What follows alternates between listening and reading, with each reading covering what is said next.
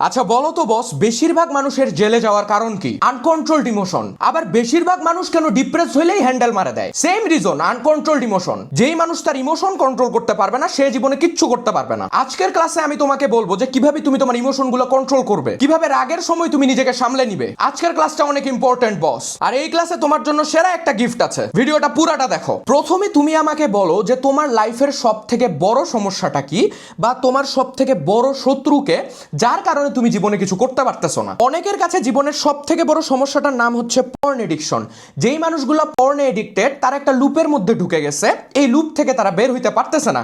প্রতিদিন চেষ্টা করে যে আজকে আমি সবকিছু ছাড়ে ভালো হয়ে যাব, প্রতিদিন চেষ্টা করে আবার আমি নিজের জীবনটা গুছাই নিব, কিন্তু ওই যে নিজের আর্জ বা নিজের নফসের কাছে হার মানে আবার হাতটা মারে দেয়। তারপরে অনেকের কাছে এই সোশ্যাল মিডিয়া এডিকশনটা একটা বিরাট বড় প্রবলেম। এখনকার জেনজি পোলাপানের স্ক্রিন টাইম 8 থেকে 10 ঘন্টা। তারা ফেসবুক, ইনস্টাগ্রাম, স্ন্যাপচ্যাট এগুলোতে অযথা টাইম নষ্ট করে। একটা নোটিফিকেশন আসলো, আমি ফোনটা হাতে নিলাম, 2 ঘন্টা নাই। সো এই সোশ্যাল মিডিয়া এডিকশনের কারণে আমি প্রপারলি কোনো কাজে ফোকাস করতে পারতেছি না। আমার অসংখ্য সময় নষ্ট হয়ে যাচ্ছে প্রতিদিন। এরপরে আরেকটা ব্যাপার হচ্ছে বস, ইগো। কেউ কিছু বললেই তোমার খুব গায়ে লাগে যায়, ওই কথাগুলোই তোমার মাথায় ঘুরতে থাকে। তুমি একটা নর্মাল সিচুয়েশনকে নর্মাল ভাবে দেখতে পারো না। এগুলো তোমার মধ্যে একটা ওভার থিঙ্কিং এর লুপ ক্রিয়েট করে ফেলে। সো তুমি কখনো শান্তিতে থাকতে পারো না। এরপরে 4 নাম্বার ব্যাপারটা হচ্ছে লাস্ট। একটা ছেলে মানুষের একটা বিরাট বড় শত্রু হচ্ছে তার নিজের নুনু। তুমি যদি তোমার আর্জ কন্ট্রোল করতে না পারো, তুমি যদি তোমার লাস্ট কন্ট্রোল করতে না পারো, তাহলে তুমি ধ্বংস হয়ে যাবে শিওর। এই যে তোমার মাথায় সবসময় খালি উল্টা পাল্টা চিন্তা ঘুরে, এই জন্যই তো তুমি কোনো কাজে মনোযোগ দিতে পারতেছো না। এখন এই প্রত্যেকটা জিনিস, এই পর্ন বলো, সোশ্যাল মিডিয়া, ইগো, লাস্ট, এই প্রত্যেকটা জিনিস এক জায়গায় আসে ঠেকে। সেটা হইতেছে ভাইয়া আনকন্ট্রোলড ইমোশন। আমি আমার ইমোশনকে কন্ট্রোল করতে পারতেছি না দেখেই আমার জীবনে এই সমস্যাগুলোর উদয় হইছে। এখন আসো আমি তোমাকে একটু দেখাই এই আনকন্ট্রোল ইমোশনের জন্য তুমি জীবনে কি লেভেলের মারাটা খাবা। রাগ একটা কঠিন জিনিস বস। তোমার ফ্রেন্ডের সাথে কোনো একটা বিষয় নিয়ে তোমার কথা কাটাকাটি লাগছে, ওই ছোট্ট একটা ইনসিডেন্টকে সেন্টার করেই তোমাদের বন্ধুত্ব সারা জীবনের জন্য শেষ হয়ে গেল। আবার ধরো তুমি একটা বিজনেস শুরু করতেছো, খুব ডেডিকেশন নিয়ে কাজ করার ট্রাই করতেছো, কিন্তু কোনো কারণে সবকিছু ঠিকভাবে এক্সিকিউট হচ্ছে না। তো তুমি একটা ইমোশনাল ডিসিশন নিয়ে নিলা যে থাক, এইসব বিজনেস আর করবোই না। এইটা তোমার পুরো ক্যারিয়ারটাই শেষ করে দিল। হইতে পারে সেই বিজনেস আর 2 মাস পরে খুবই প্রফিটেবল হয়ে যাইতো। এরপরে আসো ভাইয়া ইগো। এই ইগোর কারণে এখন অসংখ্য রিলেশনশিপ নষ্ট হয়ে যাচ্ছে, ডিভোর্সের রেট বাড়ে গেছে। ছোট্ট একটা বিষয় নিয়ে মানুষ মেলা গ্যাঞ্জাম করে ফেলতেছে। সামনের মানুষটা কিছু একটা আমাকে বললো, আমার খুব ইগোতে লাগে গেল, যা বাদ, তোর সাথে আর কোনো আলাপ নাই। তারপরে লাস্ট, এই লাস্টের কারণে যে সমস্যাটা হয়, তুমি এডিক্টেড হয়ে যাও। মানুষ কেন পর্নে এডিক্টেড হয়? কারণ সে তার নিজের নফসকে কন্ট্রোল করতে পারতেছে না। তার ডিজায়ার গুলাকে সে খুব বেশি প্রায়োরিটি দিয়ে ফেলতেছে। এইখানে একটা মারাত্মক কথা বলা হয়েছে বস। যেই মানুষ নিজের ইমোশন কন্ট্রোল করতে পারে না, সে নিজের ব্রেইনের ড্রাইভার না, সে প্যাসেঞ্জার। তার মানে আমার ইমোশন আমার সবগুলা কাজকর্ম কন্ট্রোল করতেছে, আমি নিজে কোনো ডিসিশন নিতে পারি না। আমি জাস্ট আমার নফসের গোলামি করতেছি, নফসের কথা শুনতেছি। এইবার আসো কিছু সাইন্টিফিক কথাবার্তা বলি। আমাদের ব্রেইনের একটা পার্টের নাম হচ্ছে এমিগডালা। এই পার্ট আমাদের ইমোশনাল অ্যালার্ম সিস্টেম। তার মানে যখনই তোমার সাথে কোনো কাপঝাপ হয়, এই পার্ট অ্যাক্টিভেট হয়ে যায়। ধরো কেউ তোমাকে ইনসাল্ট করছে, তুমি একটা মেয়েকে প্রপোজ করছো, সে তোমাকে রিজেক্ট করে দিছে, তোমাকে কেউ অপমান করছে, কোনো একটা বিষয়ে তুমি ভয় পাইতেছো, অথবা সার্টেন কারো ব্যবহারে তোমার অনেক রাগ আসতেছে, এই ব্যাপারগুলা তোমার ব্রেইনের এমিগডালাকে অ্যাক্টিভেট করে দেয়। আমাদের ব্রেইনের আরেকটা অনেক ইম্পর্টেন্ট পার্ট আছে, তার নাম হচ্ছে প্রিফ্রন্টাল কর্টেক্স। এটা আমাদের ব্রেইনের সিইও। এই পার্ট আমাদেরকে লজিক্যালি চিন্তা করতে হেল্প করে। এই পার্ট আরো মারাত্মক কিছু কাজ করে বস, দেখে নাও। আমাদেরকে শান্ত থাকতে সাহায্য করে, ফিউচার নিয়ে ভাবতে সাহায্য করে, ইমোশন কন্ট্রোল করতে সাহায্য করে, ডিসিপ্লিন ধরে রাখতে সাহায্য করে, আর জাস্ট রেজিস্ট করতে হেল্প করে। যখনই তুমি রাগে যাও বা যখনই তোমার মধ্যে একটা স্ট্রং ইমোশন কাজ করে, তখন তোমার ব্রেইনের এই যে এমিগডালা অ্যাক্টিভেট হয়ে যায়। এমিগডালা অ্যাক্টিভেট হলে যেটা হয়, প্রিফ্রন্টাল কর্টেক্স কিছু সময়ের জন্য শাটডাউন হয়ে যায়। তার মানে ওই সময় প্রিফ্রন্টাল কর্টেক্স কাজ করতে পারে না। সো আমরা ইমোশন ড্রিভেন হয়ে একটা ডিসিশন নিয়ে ফেলি, আমরা লজিক্যালি চিন্তা করি না। এই জন্য রাগের মাথায় নেওয়া ডিসিশনগুলো সবসময় ভুল ডিসিশন হয়, কারণ ওই ডিসিশনগুলোতে কোনো লজিক ছিল না, শুধু ছিল ইমোশন। এখানে একটা মারাত্মক রুলের কথা বলা হয়েছে বস, এটা the 90 second rule. Neuroscientist doctor Jill Bolte Taylor বলছে যে কোনো ইমোশন ট্রিগার হলে বডিতে কেমিক্যাল রেসপন্স তৈরি হয়। এই কেমিক্যাল ওয়েভ সাধারণত 90 সেকেন্ডের মধ্যে কমে যায়। ধরো তোমাকে কেউ সামনে থেকে আসে, বলো এই তুই তো একটা ফালতু, তোমার অবশ্যই মেজাজ গরম হয়ে যাবে। ওই কথাটা শোনার পরে তোমার শরীরে একটা কেমিক্যাল রিঅ্যাকশন শুরু হবে। এখন এই কেমিক্যাল রিঅ্যাকশনটা শুরু হওয়া থেকে শেষ পর্যন্ত মাত্র 90 সেকেন্ড সময় লাগে। তার মানে 90 সেকেন্ড পরে তোমার রাগটা অটোমেটিক কমে যাওয়ার কথা। কিন্তু তাইলে বস, কেউ আমাকে 1971 সালে একটা অপমান করছিল, ওইটা এখনো আমার গায়ে লাগতেছে কেন? এর কারণ হইতেছে কগনিটিভ রিড ট্রিগারিং। চিন্তা করো, কেউ তোমাকে খুব বাজে একটা কথা শুনাই দিল, এটা তোমার মধ্যে একটা রাগের আগুন জ্বলাই দিল। এখন 90 সেকেন্ড পর কিন্তু এই আগুন নিভতে শুরু করবে, কিন্তু তুমি কি করতেছো? ওই কথাগুলা বারবার করে মনে করতেছো, কেন আমাকে এটা বললো, আমাকে কিভাবে এটা বলার সাহস পায়, এর পরের বার আমি ওকে দেখাই দিব। এই কথাগুলা তোমার মাথায় ঘুরতেছে, এই প্রত্যেকটা কথা ওই আগুনে ঘি ঢালতেছে। এই জন্য অনেক আগের একটা ঘটনা তোমার মধ্যে অনেক অশান্তি সৃষ্টি করতেছে। এখন কথা হচ্ছে, বেশিরভাগ মানুষ কেন তার কন্ট্রোল হারায় ফেলে? এক নাম্বার কারণ হচ্ছে ইগো। অ্যাজ আ ম্যান আমরা সব সময় একটা রেসপেক্ট চাই, আমরা ভ্যালিডেশন চাই, যে আমাদেরকে সবাই অনেক রেসপেক্ট করবে, অনেক ভালো কথা বলবে, আমাদের কাজকে অনেক সাপোর্ট করবে। তুমি সবার সামনে নিজেকে সুপিরিয়র প্রুফ করতে চাও, তুমি চাও মানুষকে কন্ট্রোল করতে। এই ইগো তোমার সব থেকে বড় একটা শত্রু। ইগোর কারণে মানুষ অন্ধ হয়ে যায়। তুমি একটা ভুল করছো, সেটা তুমি স্বীকার করতে চাইতেছো না, তুমি মানুষকে সরি বলতে পারো না। ছোটখাটো কারণে তোমার রিলেশনশিপ নষ্ট হয়। তুমি মানুষের অ্যাডভাইস অ্যাকসেপ্ট করতে পারো না, তোমার মনে হয় তুমি যেটা চিন্তা করতেছো সেইটাই ঠিক, আর এই জন্য তুমি লাইফে গ্রো করতে পারো না। এখন কথা হচ্ছে, তোমার সবার ভ্যালিডেশনের দরকার নাই, তোমার সবার কাছ থেকে রেসপেক্ট পাওয়ারও কোনো দরকার নাই। রেসপেক্ট পাইতে গেলে আগে রেসপেক্ট দেয়া শিখতে হবে। তুমি মানুষের জন্য কাজ করো, তুমি প্রতিদিন নিজেকে আপগ্রেড করো, নিজের ড্রিমগুলো পূরণ করার ট্রাই করো, তোমাকে মানুষের ভ্যালিডেশন খুঁজে বেড়াইতে হবে না, এমনিই সবাই তোমার পাশে থাকবে। এই ইগো হার্ট হইলে আমরা কন্ট্রোল হারাই ফেলি। কেউ তোমাকে অপমান করলো, এটা খুব গায়ে লাগলো তোমার, ইনস্ট্যান্ট একটা ডিসিশন নিয়ে ফেললে, মারা দিলে ওকে। এরপরে 2 নম্বরে বলা হয়েছে কনস্ট্যান্ট ডোপামিন স্টিমুলেশন। সব থেকে বড় একটা প্রবলেম, এই জিনিসগুলো একটু দেখো।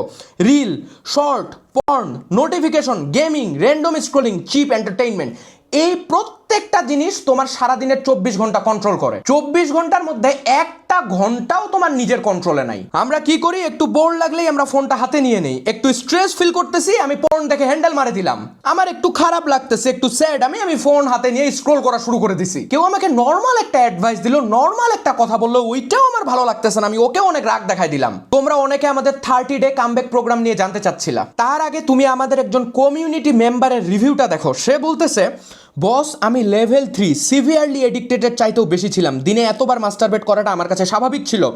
18-20 ঘন্টা ভিডিও গেম খেলতাম, এক সময় আমি হতাশার অন্ধকারে ছিলাম, নিজেকে মেরে ফেলার চেষ্টাও করেছি। আল্লাহর অশেষ রহমতে 3 বার ব্যর্থ অ্যাটেম্প্ট, আর তার পরিণতির পর আর কখনো চেষ্টা করিনি। এতে করে আমি আরও হতাশার সাগরে হারিয়ে যাই। আমার অনেক চাইল্ডহুড ট্রমা আছে, এক কথায় লাইফলেস ডিপ্রেসড ছিলাম, একটা মরা লাশ যেন। এরপরে কি বলতেছে দেখো, আজ থেকে 1 বছর আগে আপনার সন্ধান পাই, তখন থেকে নিজেকে আরেকটিবার সুযোগ দিয়েছি। এভাবে প্রায় অনেক দিনের যুদ্ধে অধিকাংশ বিষয়ে ধীরে ধীরে আবার নিজের নিয়ন্ত্রণ আর আত্মবিশ্বাস ফিরে পাই আপনার ভিডিও দেখে। তারপরে বলতেছে, আপনি বিশ্বাস করবেন কিনা জানি না, যে মানুষটা দিনে এতবারকে স্বাভাবিক মনে করত, যে মেনে নিয়েছিল প্রায় যে তার পক্ষে আর সম্ভব না, সে আজ আবারও দাঁড়াতে শিখেছে এবং নিজেকে আগের চাইতে অনেকটাই নিয়ন্ত্রণ করতে পারে। মাত্র 6 দিন হলো আপনার 30 দিনের লাইফ চেঞ্জিং প্রোগ্রামে যোগ দিয়েছি, এর মধ্যেই আমি নিজের মধ্যে অসাধারণ পরিবর্তন দেখছি। আর আপনার সিরিয়াস ডেডিকেশন দেখে আমি যে কত অনুপ্রাণিত হই ভাই, মনে হয় যেন নিজের আপন বড় ভাইয়ের মতো আপনি। বস আমি আমার বেস্ট ট্রাই করতেছি তোমাকে এই এডিকশন থেকে বের করার জন্য। আমাদের কামব্যাক ক্যাম্পাসে তুমি এডিকশন থেকে বের হওয়ার জন্য টোটাল 30টা ভিডিও লেকচার পাবে বস। সেই সাথে আমরা সবাইকে দিচ্ছি ক্যানভার 3 বছরের প্রিমিয়াম অ্যাক্সেস। তারপরে আবার তোমাকে 30টা এআই টুলের সেরা টিউটোরিয়াল দিয়ে দেওয়া হবে ইনশাআল্লাহ। এই ঈদে আমি তোমাকে একটা সেরা অফার দিচ্ছি বস। আমাদের ওয়েবসাইটে যাই তুমি ঈদ 50 এই কুপনটা ইউজ করিও, 50% ডিসকাউন্ট পাই যাবে ইনশাআল্লাহ। সবকিছু ডিটেইলস কমেন্টে দেয়া থাকবে। আর আমরা আমাদের কমিউনিটিতে এরকম পোল ক্রিয়েট করার মাধ্যমে ব্যাপারটাকে আরো এঙ্গেজিং করতে চাই। দেখো এই জায়গায় আমি বলছিলাম যে আজকের ভিডিও আপলোড হয়েছে, দেখে জানাইও কেমন হয়েছে। মোটামুটি সবাই বলছে যে ভিডিওটা সেরা হয়েছে। তারপরে আবার এই যে এইরকম অ্যাসাইনমেন্ট আমরা দেই, সেগুলো আমাদের ফেসবুক গ্রুপে পোলাপান পোস্ট করে। নিজের উপর বিশ্বাস নিয়ে আরেকটা বার শুরু করো বস, খেলা হবে ইনশাআল্লাহ। এখন কথা হচ্ছে ভাই, ইমোশন কন্ট্রোল করবো কিভাবে? এখানে 5টা রুল বলা হয়েছে বস। প্রথম রুলটা হচ্ছে পজ বিফোর রিয়েক্টিং। কেউ তোমাকে আসে একটু অপমান করলো, তোমাকে খারাপ একটা কথা বললো, তোমার পুরো মেজাজ খারাপ হয়ে গেল, এই দাঁড়া তোরে দেখাইতেছি না বস, এরকম করা যাবে না। তুমি প্রথমে একটু থামবে, মিনিমাম 90 সেকেন্ডের জন্য থামবে। দরকার হলে এই 90 সেকেন্ড ঘড়িতে দেখে থাকবে যে কখন 90 সেকেন্ড শেষ হচ্ছে, তারপরে তোরা খেলা দেখাইতেছি। রুলটা একদম খুব সিম্পল। যখনই তোমার কোনো রাগ আসবে বা যখনই কোনো স্ট্রং একটা ইমোশন কাজ করবে, তুমি থামবে। থামার পরে ওই সিচুয়েশনটাকে অবজার্ভ করার ট্রাই করবে, তোমার যে ফিজিক্যাল চেঞ্জগুলো আসতেছে সেগুলো বোঝার ট্রাই করবে। তারপর তারপরে যাই তুমি রেসপন্ড করো। এরপরে বলা হয়েছে নেইম দ্য ইমোশন। আচ্ছা তোমার কেমন লাগতেছে? তুমি আমাকে উত্তর দিলা ভালো লাগতেছে না। এই ভালো লাগতেছে নাটা আসলে কি? তোমার কি রাগ লাগতেছে, নাকি তোমার টায়ার্ড লাগতেছে, নাকি তোমার খিচ উঠছে? কি সমস্যা তোমার? এইটাকে বলে হইতেছে ভাইয়া এফেক্ট লেবেলিং। মানে তোমার যখন কোনো একটা ইমোশন কাজ করতেছে তুমি সেটাকে একটা নাম দাও, তুমি খাতায় লিখে ফেলো যে আমার এরকম লাগতেছে, অমুকে আমাকে এই কথাটা বলছে, এই জন্য আমার অপমান বোধ হচ্ছে, আমি আজকে সারাদিন অনেক কাজ করছি এই জন্য আমার টায়ার্ড লাগতেছে। এই যে তুমি যখন তোমার ইমোশনের একটা নাম দিয়ে দিবা, এটা তোমার ইমোশনাল ইন্টেন্সিটি অনেকটাই কমাই দিবে। দেখবে যে একটু রিলিফ ফিল হচ্ছে, একটু ভালো লাগতেছে। যখন আমাদের অনেক রাগ লাগে, যখন আমরা অনেক স্ট্রেস ফিল করি, তখন আমাদের শরীরে অ্যাড্রেনালিন আর কর্টিসল উৎপন্ন হয়। এই অ্যাড্রেনালিনের কারণে তুমি একটা এক্সপ্লোসিভ বিহেভিয়ার করো। মানে কেউ কিছু একটা বলতেছে, একদম তোমার মেজাজ খারাপ হয়ে গেল, তুমি ওকে একদম মারে দিলা, একটা এক্সপ্লোসিভ বিহেভিয়ার। আর কর্টিসল তোমাকে মেন্টালি এক্সহস্টেড বানায় ফেলে। এই সময়গুলোতে তোমার কখনো স্থির বসে থাকা উচিত না। এই জন্য রুল 3 তে বলা হয়েছে মুভ ইওর বডি। রাগ লাগতেছে, উঠে যায় অজু করে আসো, 10টা পুশ আপ দাও, একটু বাইরে থেকে হাঁটে আসো, জোরে জোরে একটু শ্বাস নাও, দেখবে যে অনেক বেটার ফিল করতেছো। Rule 4, never decide in peak emotion. রাগের মাথায় কোনো ডিসিশন নিতে যাইও না বস। এই কারণে অসংখ্য মানুষের জীবন ধ্বংস হয়েছে। খুবই খারাপ একটা জিনিস এই রাগ। যখন অনেক রাগ লাগবে জাস্ট একটু সময়ের জন্য নিজেকে সামলে নাও, ওই টাইমে কোনো ডিসিশন নিতে যাইও না। কিছুটা সময় তুমি ব্যাপারটা একটু অবজার্ভ করো, সামনের মানুষটা কেন তোমার সাথে এরকম করলো ওইটা বোঝার ট্রাই করো, জাস্ট একটা ভুলভাল ডিসিশন নিয়ে ফেলিও না বস। এরপরে বলছি বিল্ড আ স্ট্রং বডি। এই যে আমি প্রত্যেকটা ভিডিওতে বলি যে জিম জয়েন করো, এক্সারসাইজ করো, তোমার গায়ে লাগতেছে না কেন কথাগুলা? তোমার শরীর আর মাইন্ড দুইটা কানেক্টেড। শরীর স্ট্রং না হলে মাইন্ড স্ট্রং হবে না, আর মাইন্ড স্ট্রং না হলে শরীরও স্ট্রং হবে না। তুমি প্রতিদিন এক্সারসাইজ করো। তুমি যদি জিমে যাইতে না পারো, তুমি বাসায় এক্সারসাইজ করো। হোম ওয়ার্কআউটের হাজার হাজার ভিডিও ইউটিউবে আছে, যে কোনো একটা ফলো করো। তারপরে বলা হয়েছে স্লিপ। তুমি যদি ভালো মতো না ঘুমাও, তোমার মধ্যে অ্যাংজাইটি কাজ করবে, তুমি অনেক টায়ার্ড ফিল করবে। আর এইরকম মানুষগুলোকে ইমোশনালি কন্ট্রোল করা সব থেকে ইজি। সো প্রতিদিন ট্রাই করবা 7 থেকে 8 ঘন্টা ঘুমানোর। ওই 2-1 ঘন্টা ঘুম থেকে বাঁচায় তুমি একদম ইম্পায়ার বিল্ড করে ফেলবা না, তুমি একদম বিলিয়নিয়ার হয়ে যাবা না। এগুলা অনলাইন গুরুর ভং ভাং আলাপ শুনবা না যে কোনো ঘুমানোর দরকার নাই, কোনো মতো 3-4 ঘন্টা ঘুমায় কাজ করলেই হয়েছে। আরে ভাই, তোমাকে তো প্রপারলি বাঁচে থাকতে হবে। তুমি তো আর 2 দিনের জন্য কাজ করবা না, তুমি কাজ করবা লাইফ লং। তারপরে বলা হয়েছে ভাইয়া গুড নিউট্রিশন। ভালো কিছু খাবার তোমার খাওয়া লাগবে। তোমার শরীরে যেই যে নিউট্রিশন গুলো দরকার তুমি কিন্তু ঠিক মতো দিচ্ছ না। ঠিক মতো নিউট্রিশন পাইলে তোমার ব্রেন প্রপারলি ফাংশন করবে, তুমি প্রত্যেকটা কাজে আরো বেশি মনোযোগ দিতে পারবে, সব সময় তোমার এরকম অস্বস্তি লাগবে না। সো অবশ্যই এই খাবার দাবারের প্রতিও ফোকাস রাখবে বস। আর শেষে বলবো, তোমার যত দুঃখ, কষ্ট, হতাশা সব কিছু মন খুলে বলো সৃষ্টিকর্তার কাছে। আল্লাহ তাআলা আমাদেরকে সব থেকে বেশি ভালোবাসেন। এই পৃথিবীর সব দরজা বন্ধ হয়ে গেলেও সৃষ্টিকর্তার দরজা সব সময় তোমার জন্য খোলা থাকবে বস। তাই কখনো হতাশ হবে না, জাস্ট নিজের উপরে বিশ্বাস রেখে আগায় যাবে। আর নামাজটা ঠিক মতো পড়বে। এই নামাজ তোমার আর সৃষ্টিকর্তার মধ্যে একটা কানেকশন বিল্ড করবে বস। এর থেকে শক্তিশালী কানেকশন আর কিচ্ছু হইতে পারে না। এই লেকচারের একটা পিডিএফ আমাদের টেলিগ্রাম চ্যানেলে দিয়ে দেওয়া হবে, লিংক কমেন্টে দেওয়া থাকবে। আমার জন্য দোয়া করিও বস। আর প্রত্যেকটা দিন কাজ করো, খারাপ অভ্যাসগুলো থেকে বের হয়ে আসো। দেখা হবে বিজয় ইনশাআল্লাহ। আল্লাহ হাফেজ।